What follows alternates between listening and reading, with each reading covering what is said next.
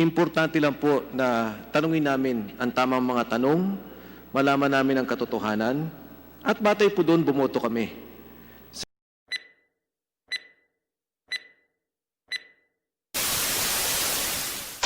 Ado, I give the floor to Vice Chairman Mike Defensor to give the counter presentation about PDRs. Maraming salamat, Chairman Alvarado, sa ating pong mga guests sa Abs-Cbn, sa aking mga kasama na nandito. Una po sa lahat, gusto ko lang pong linawin na wala naman pong pro o anti dito, Mr. Chairman. Importante lang po na tanungin namin ang tamang mga tanong, malaman namin ang katotohanan, at batay po doon bumoto kami. Sa inyong po mga presentasyon at doon sa mga isyong nailagak dito sa komite, pwede ho nagkamali kayo. But does it require a rescission of the franchise? Pwede po bang yun ang maging batayan ng hindi pag-renew? Pwede rin pong ito rin na maging batayan na sabihin ng mga miyembro ng komite na wag i-renew dahil ganito ang naging ginawang violation. Pero importante po sa amin na tanungin ang ating mga applicant, ang Abs-Cbn Corporation, para malinawan po tayong lahat.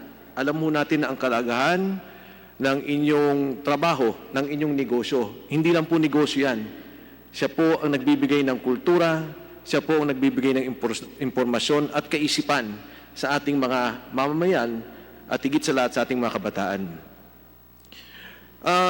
Gusto ko rin pong sabihin, and yeah, if I may make the presentation, Mr. Chairman, napaka-komplikado po ng usapin nitong PDRs. Hindi ho ganun kasimple.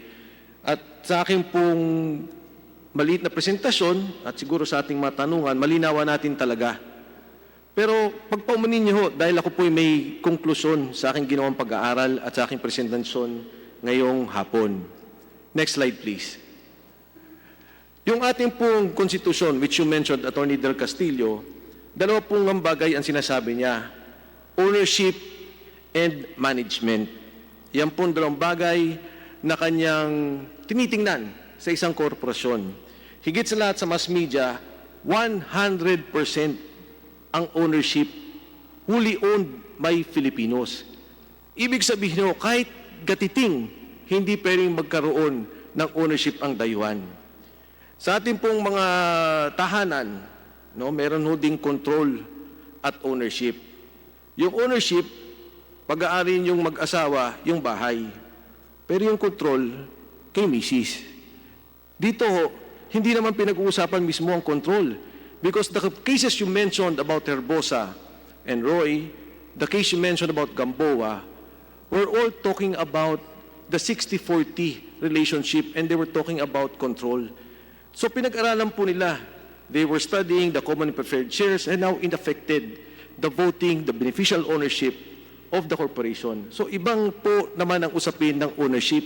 Yun lang po ang pinag-uusapan natin dito. Dahil sa palagay ko naman, sa control, wala naman po sigurong ganong lumabas o naging epekto. But let us see. Ang PDRs po ay pagtatago sa tunay na pagmamay-ari ng dayuhan.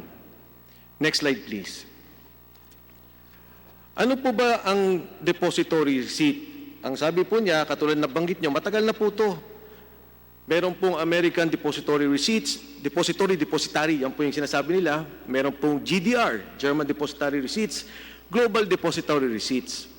Ang kaibahan dito sa Pilipinas, nung ginawa po ito, at matagal pong hindi ginawa sa Pilipinas po, dahil may ownership restriction, hindi nila alam paano ipoporma ang depository receipts. At nangyari lang po ito, ng katulad ng binanggit nyo, na magsimula itong 1999 nang ito po yung isinagawa ng Abs-Cbn at ng iba pang kumpanya na gumawa ng depository receipts. Ito po ay negotiable security which represents ownership, interest and securities of a foreign issuer, typically trading outside its home market. A PDR represents a share in a company which gives the owner the right to all the dividends due and shares of stock acquired. Ang ibig pong sabihin, ang lahat ng kita ng PDR pupunta doon sa may hawak ng PDR. Ang PDR po, ito po yung kinyo pong Philippine Depository Certificate. Ang nakalagay po dito sa inyong Philippine Depository Certificate, one existing share of ABS Broadcasting Corporation is equal to 1 PDR. Andito po, nakasabit po sa amin sa inyong komite. Pwede yung bumalik yung slide, parang nauna.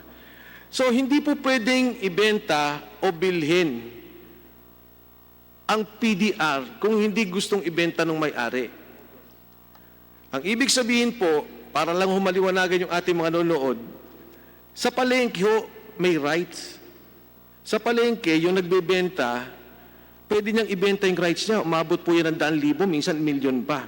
Yung kita sa rights niya, pumupunta doon po sa nagbebenta sa palengke. Pero yun nga po, walang titulo.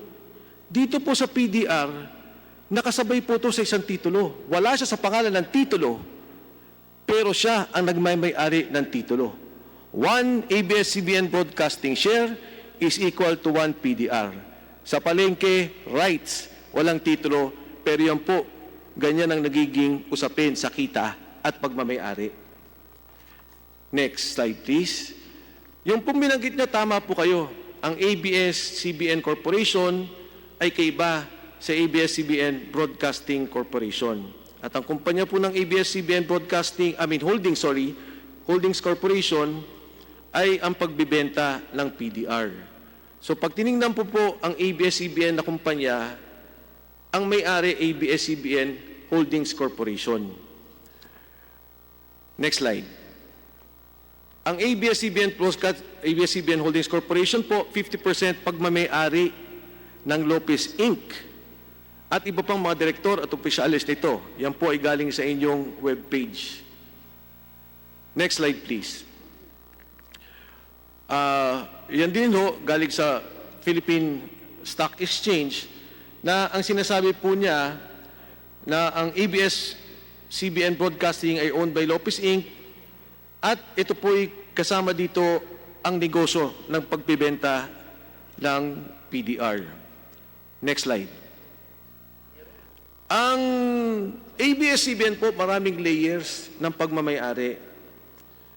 Hindi lang po ang ABS-CBN Corporation, katulad po yung kaninang pinakita ko, ang nagmamay-ari ABS-CBN Holdings. Nandiyan po ang PDR sa ABS-CBN Holdings. Ang Lopez Inc. din po, na hindi ho yan listed, meron po yan Lopez Holdings na listed company. So ang layering po, napakadami. Diyan po sa diagram na yan, makikita nyo. And for the record, Mr. Chairman, pag paumanin po ng ABS-CBN Corporation, hindi ho sinambit sa amin ang dokumento ng Lopez Inc. to Lopez Holdings Corporation. And maybe at a proper time, we can ask for that. Kasi ang hawak lang po namin, ABS-CBN and ABS-CBN Holdings. Next slide, please. Kung titingnan nyo po, dyan po sa listahan ng Lopez Holdings Corporation, 54% po dyan ay Lopez Inc. Yung pong Filipino group ng PCD nominee, dyan po ang mga PDRs, 30%. At malinaw po, nakadeklara sa inyong mismong website, non-Filipino PCD nominee corporation at 9.89%. Kanina ho sinabi na Atty. Del Castillo, meron na pong ABS-CBN Holdings, meron na pong banyaga na magmamay-ari. And I think it's very clear also, nandito po sa akin yung pag-uusap na ginawa noong shareholders meeting. Ang sabi po, the PDRs sa ABS-CBN Holdings, the PDRs unlock the share value of ABS-CBN, allowing foreigners to participate in a media enterprise whose ownership is constitutionally limited to Filipinos, with foreigners allowed to buy PDRs, shares which have long been undervalued, can now play catch-up with the regional media counterparts. Ito naman po galing sa ABS-CBN Holdings Corporation.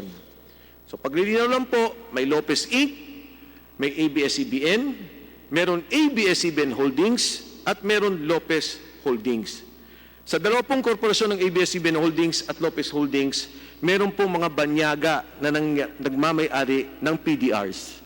At ang PDRs po na yan, may katumbas na share sa ABS-CBN. So ito po yung susunod, ang ABS-CBN, next slide please, Corporation. Kung titingnan nyo po dyan, 490 million shares, Lopez Inc. Tapos nandyan din po yung PCD Nominee Corporation, 352 million shares. Yan po kailangan nating himayin. Sino po ba dyan ang PDR holders na banyaga? Next slide please. Again, in the Lopez Holdings Corporation, nakalagay po dyan, Lopez Holdings Corporation entered into a memorandum of agreement with Lopez Inc. for the subscription of Philippine depository receipts to be issued by Lopez Inc., which are common shares of ABS-CBN Corporation.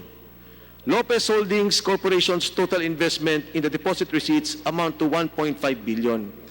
Kaya pag puman niyo po, Atty. Del Castillo, medyo i-debunk ko lang po yung binanggit niyo kanina, there is an actual share in ABS-CBN Corporation. They may not have their names. Wala po sa pangalan nila yung ABS-CBN Corporation share, pero ang bawat PDR ay may katumbas na share sa ABS-CBN Corporation. Next slide, please. Yan po ang sample contract. Pinakita ko na po kanina yan, at muli po, papakita ko yan. Ang existing corporation po ng ABS-CBN Broadcasting, 1 PDR, 1 ABS. Kung iahambing ko po yan sa bahay, meron kang bahay, may titulo. Yung titulo mo, sinabi mo, may papel kang hawak. Ako nagmamay-ari ng 30% ng bahay na yan, wala kang pangalan sa titulo.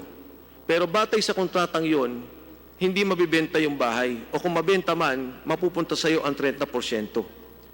Pag ang bahay pinarenta ng 1,000, 300 pupunta sa iyo, bawat kita ng bahay na yan. Yan po, sa aking palagay, is a circumvention of our Constitution on ownership. Sa maraming pagkakataon, yan po ay pwede mo nating sabihing anti-dummy. Na merong banyaga, meron siyang kinabitan na korporasyon na Pilipino, pero ang kita, ang pagmamay-ari sa katotohanan kanya. So ito po yung slide ng ABS-CBN, 1 share, 1 stock. Ito po, katulad na banggit ko, ay violation ng ownership. Isang pagpapaliwanag pa rin ang tax declaration, hindi ho siya titulo. Pero yun po ay pagpapakilala ng pagmamay-ari. Kung ito po lang ay paliwanag natin sa ating mga kababayan, ganun po ang kanilang sitwasyon. Ngayon maraming pinag-usapan sa control. Kasi ang sabi po nila, wala namang control dahil sa wala naman silang boto, wala silang magagawa.